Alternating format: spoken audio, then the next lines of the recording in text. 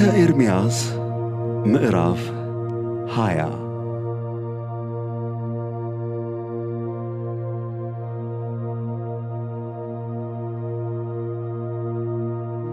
በእግዚአብሔርም ቤት የተሾመው አለቃ የካህኑ የኢሜር ልጅ ጳስኮር ኤርምያስ በዚህ ነገር ትንቢት ሲናገር ሰማ።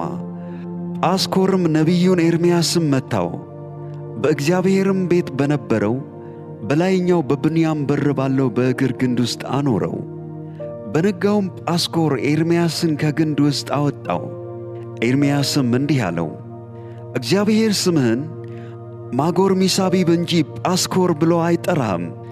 እግዚአብሔር እንዲህ ይላልና እነሆ ለራስህና ለወዳጆችህ ሁሉ ፍርሃት አድርግሃለሁ፣ እነርሱም በጠላቶቻቸው ሰይፍ ይወድቃሉ። ዐይኖችህም ያያሉ፣ ይሁዳንም ሁሉ በባቢሎን ንጉሥ እጅ አሳልፌ እሰጣለሁ። እርሱም ወደ ባቢሎን ያፈልሳቸዋል፣ በሰይፍም ይገድላቸዋል። የዚህችንም ከተማ ባለጠግነት ሁሉ፣ ጥሪትዋንም ሁሉ፣ ክብሯንም ሁሉ፣ የይሁዳንም ነገሥታት መዝገብ ሁሉ በጠላቶቻቸው እጅ አሳልፌ እሰጣለሁ። እነርሱም ይበዘብዟቸዋል፣ ይዘውም ወደ ባቢሎን ያፈልሷቸዋል። አንተም ጳስኮር ሆይ በቤትህም የሚኖሩት ሁሉ ተማርካችሁ ትሄዳላችሁ።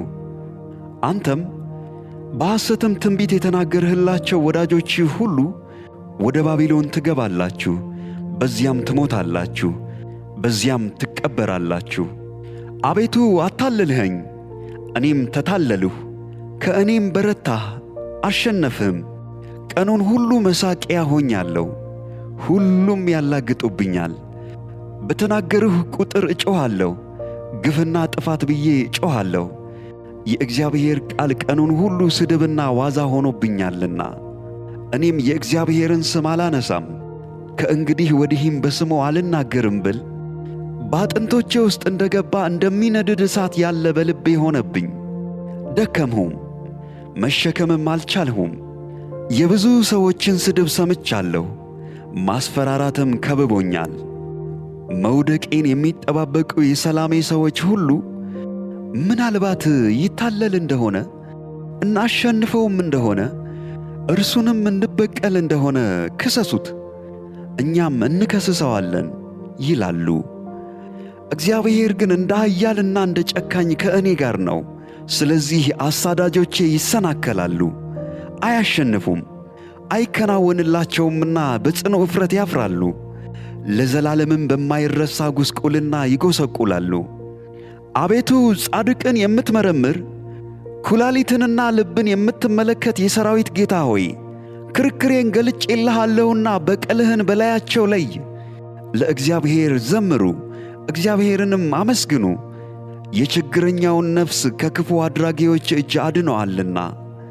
የተወለድሁባት ቀን የተረገመች ትሁን፣ እናቴ እኔን የወለደችባት ቀን የተባረከች አትሁን። ወንድ ልጅ ተወልዶልሃል ብሎ ለአባቴ የምሥራች ነግሮ ደስ ያሰኘው ሰው የተረገመ ይሁን። ያም ሰው እግዚአብሔር ሳይጸጸት እንደ ገለበጣቸው ከተሞች ይሁን።